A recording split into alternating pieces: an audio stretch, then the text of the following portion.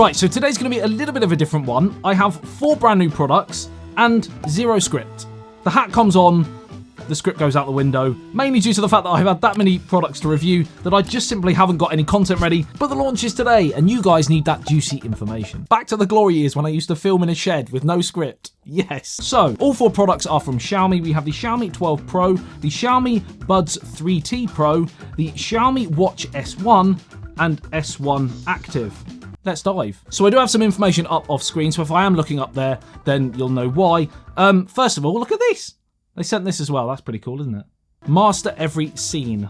Guessing that's to do with the triple camera on the back of the 12 Pro. Right, so first of all, I have actually unboxed this phone a couple of days ago.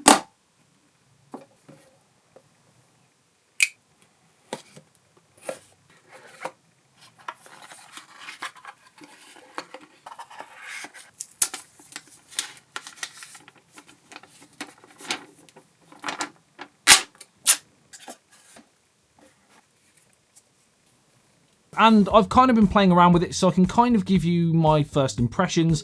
In terms of build quality, it feels very nice in the hand, the standard stuff you would expect. It kind of reminds me of the Samsung Galaxy S21 Ultra, believe it or not. It's curved display, but it's kind of half and half. It's kind of flat at the same time. Matte finish on the back, really, really nice for fingerprints, dirt, dust, etc.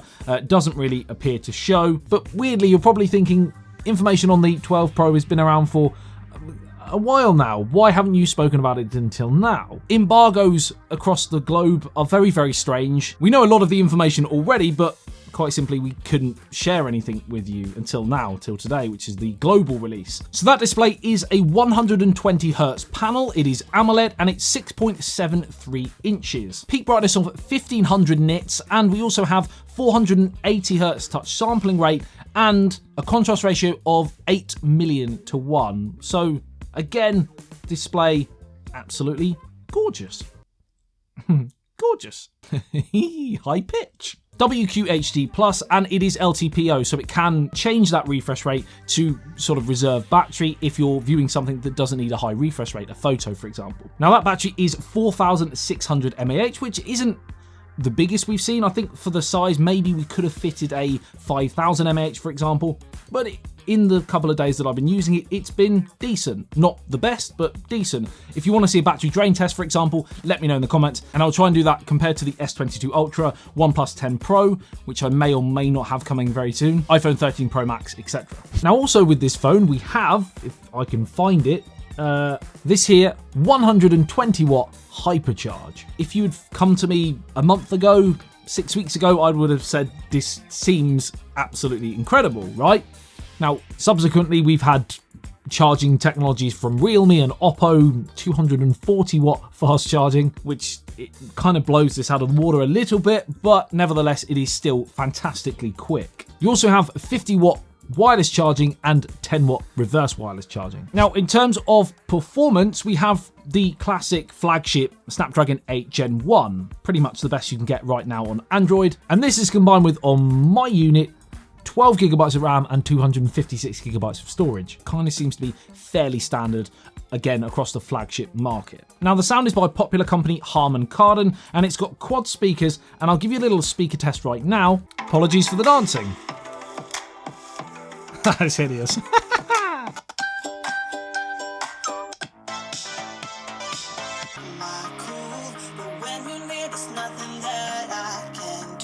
Not the music that I listen to, but it is royalty free nevertheless. In terms of the speaker quality, it is good. I've been using the Huawei P50 Pro a little bit, which I think has incredible speakers. The iPhone 13 Pro Max, Samsung Galaxy S22 Ultra as well, all incredible units for sound. So it's a tough ask to kind of beat those. Competitive, not the best, would be my initial first impressions. Right, so we touched on the rear design. Let's talk about the camera module. So as stated, we have a triple camera, and this includes 3 50 megapixel lenses. So we have a 50 megapixel primary Sony IMX707 sensor, a 50 megapixel ultra wide, and a 50 megapixel telephoto. And apparently, in terms of performance improvements compared to the Xiaomi 11 Pro or the Xiaomi 11 series, it improves light capturing capabilities of up to 120%. So theoretically, your low light performance should be much improved with this. Again, I'm going to be testing it, I'm going to be comparing it. Let me know which phone you would like to see it compared to. And along those lines, I have an extremely special video coming very soon where there are a lot of brand new flagship smartphones involved. And I can't really say any more than that right now, but stay tuned for sure. All will be revealed in due course. Now, as we are here, I will just do a couple of test shots for you. And these are the new Buds, which we'll touch on in a second. And likewise, the brand new smartwatch. Just get my little mate here as well, my little mini me. And the selfie camera is a 32 megapixel shooter. And I'll do a cheeky quick selfie. I look absolutely hideous. Now, the weight is 205 grams and it's covered with Gorilla Glass Victus, which is considered the strongest glass on an Android phone. Apple would argue they have stronger glass. I'm not here to debate. Now, video in night mode has also apparently seen an upgrade. You have 8K on the rear maximum, but still only a max 1080p on the front. I can't get my head around that decision on a flagship 2022 smartphone. Again, a lot of people will be more than happy with 1080p, but I think if you're putting your phone in this area of the market, you have to have at least 4K on the rear and the front. It just has to. I can't get why they would choose to go with 8K on the rear when 4K is probably considered more than ample for most people, but then draw it back to 1080p on the front. 4K on both would be much better in my opinion than 8K and 1080p. It just seems a bit bizarre. Xiaomi, if you're watching, I'd love to know why. There's talk of an Ultra on its way. Maybe it's going to be on that, but I still think it should be on here. And this is the shot on the front camera. Video, 1080p. Boom! And 8K is also capped at 24 frames per second. Be nice to see that up to 30 frames per second at least in the future.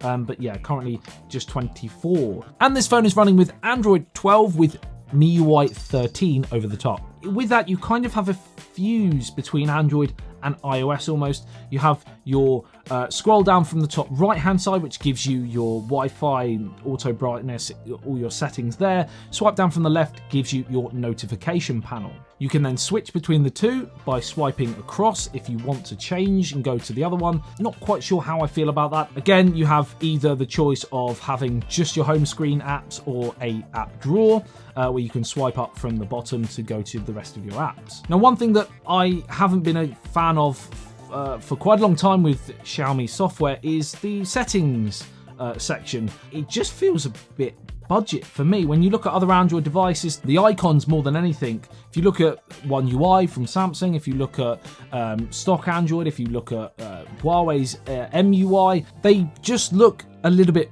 sharper, and I just feel this looks a little bit bland, to be polite. Minor point, probably won't bother you, but I do notice it when I switch to a Xiaomi device. Outside of that, as always with Xiaomi software, it's very quick, slick. Again, the bloatware aside, which you can pretty much remove, it's decent. I do like it. And first impressions are everything's quick to load. It's nice and smooth jumping in and out of different apps. And the phone comes in grey, like this one here, but it also comes in purple and blue, I believe.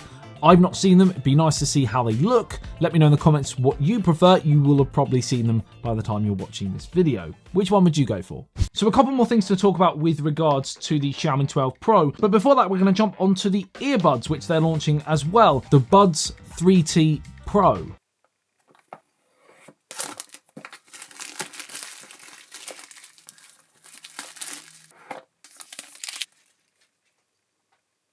There is no denying whatsoever that these have been aesthetically inspired, to put it politely, by the Apple AirPods Pros.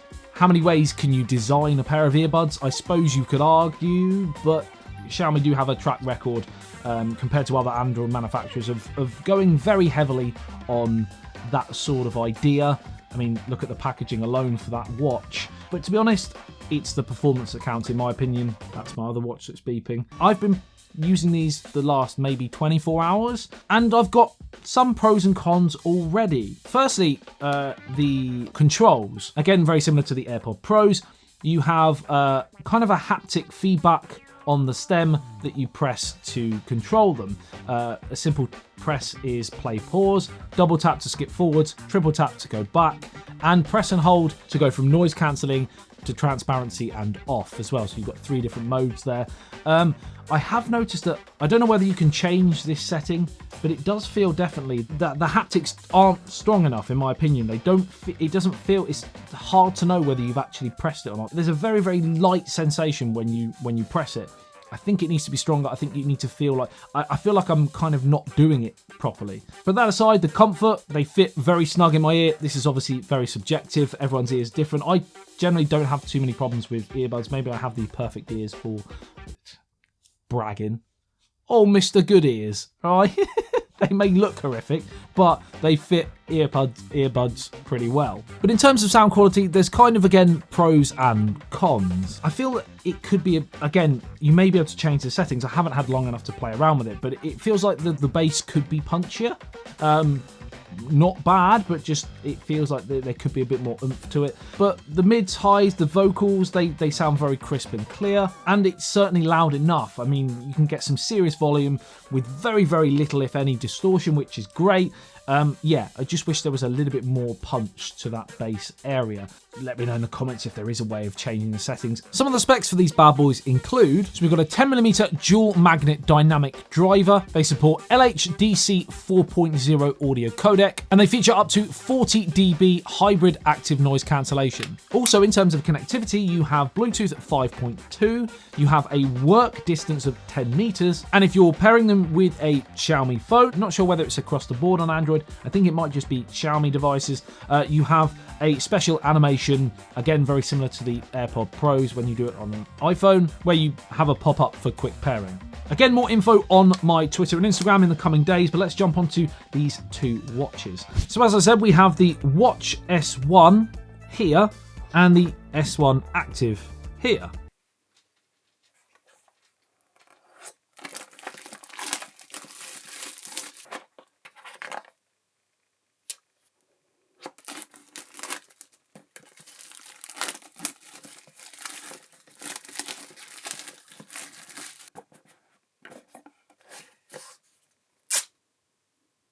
Two very, very good options, especially if you're looking for a more active kind of smartwatch that isn't like a smart band like the Mi Band 6, which I've got, and I also haven't managed to get around to reviewing yet.